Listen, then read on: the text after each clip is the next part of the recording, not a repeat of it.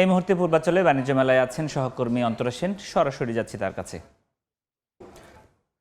অন্তরা, ৩০তম ঢাকা আন্তর্জাতিক বাণিজ্য মেলার আজ ১২তম দিন। সকাল ১০টা থেকে বাণিজ্য মেলার মূল ফটক কিন্তু খুলে দেওয়া হয়েছে দর্শনার্থীদের জন্য, কিন্তু এখনো কিন্তু তেমন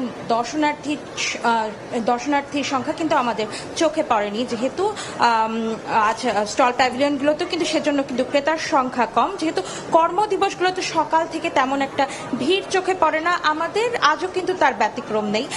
তাই বলতে গেলে বেশ অলস সময় পার করছেন স্টল প্যাভিলিয়নের যারা বিক্রয় প্রতিনিধিরা আছেন তারা। আবার কিছু স্টল কিন্তু এখনো খোলেইনি বলা যায়, কিছু স্টল আবার গোছগাছ হচ্ছে, এখনো তারা খোলার প্রস্তুতি নিচ্ছেন। তবে বেলা বাড়ার সঙ্গে সঙ্গে দর্শনার্থীদের সংখ্যাও কিন্তু বাড়বে বলে ধারণা করা হচ্ছে। এখনো ধীরে ধীরে মানুষ আসছে, যারা ভিড় ভাট্টা এড়িয়ে কেনাকাটা করতে চান তারা কিন্তু ঠিকই মেলাতে আসছেন। অনেকে বিক্রেতারা আবার বিভিন্ন অফার দিয়ে ক্রেতাদের কিন্তু টানার চেষ্টা করছেন।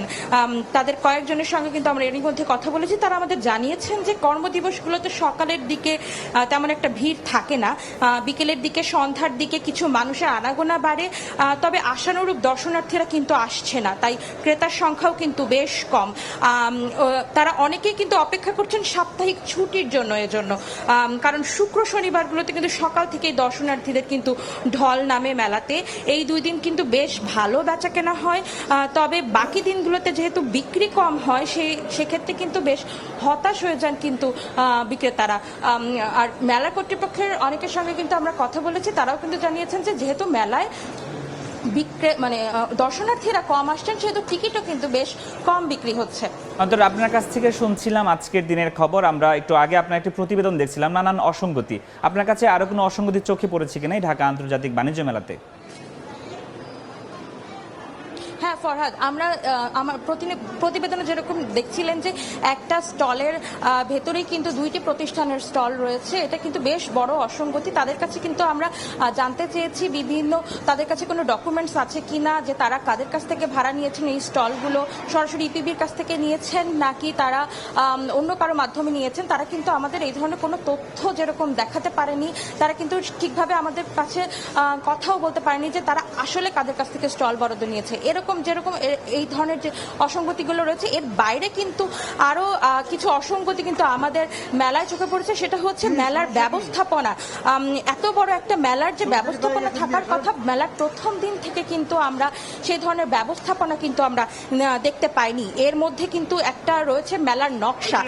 এর আগে আমরা দেখেছি বাণিজ্য মেলার মূল ফটকের সঙ্গে কিংবা ভেতরের দিকে নানা জায়গায় কিন্তু মেলার নকশা টানানো থাকে, যেখানে কোন স্টল কোথায় আছে সেগুলো কিন্তু দর্শনার্থীরা দেখে বুঝতে পারেন যে মেলার এই দিকে গেলে এই স্টলগুলো তারা পাবেন, এই প্যাভিলিয়নগুলো দেখা তারা পাবেন। কিন্তু এবার কিন্তু 12 দিন কেটে গেলেও কিন্তু সেই কোনো ধরনের নকশা কিন্তু পুরো বাণিজ্য মেলার কোথাওই কিন্তু আমরা দেখতে পাইনি।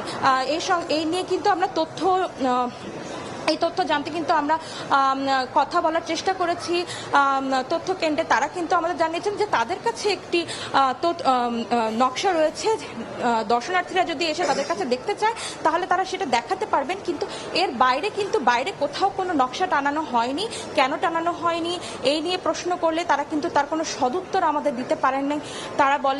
তারা বলেন যে হ্যাঁ টানানো হবে, কিংবা এই নিয়ে কিন্তু অনেক বাহানা করতে থাকে, যেটা বিভিন্ন ধরনের বাহানা কিন্তু আমাদের দেখিয়েছে তারা এই নকশা টানানো নিয়ে। আমরা কিন্তু অনেক দর্শনার্থীর সাথেও কিন্তু কথা বলেছি, তারা কিন্তু আমাদের এই যে তারা এখানে এসে হয়রানির শিকার হচ্ছেন, কারণ প্রত্যেকবার কিন্তু বাণিজ্য মেলার স্টলের জায়গা পরিবর্তন হয়, এক এক স্টল এক এক জায়গায় থাকে, প্রত্যেকবার এসে কিন্তু একই জায়গায় একই স্টল পাওয়া যায় না। এক্ষেত্রে কিন্তু তারা বেশ হয়রানির শিকার হচ্ছে কাঙ্ক্ষিত স্টল খুঁজে পেতে। আপনাকে অনেক ধন্যবাদ আমাদের সঙ্গে যুক্ত হওয়ার জন্য, বাণিজ্য মেলার সবশেষ খবর জানানোর জন্য। সরাসরি যুক্ত ছিলাম পূর্বাঞ্চলের ঢাকা আন্তর্জাতিক বাণিজ্য মেলা থেকে। সেখানকার নানা অসঙ্গতি নিয়ে জানাচ্ছিলেন সহকর্মী অন্তরা সেন।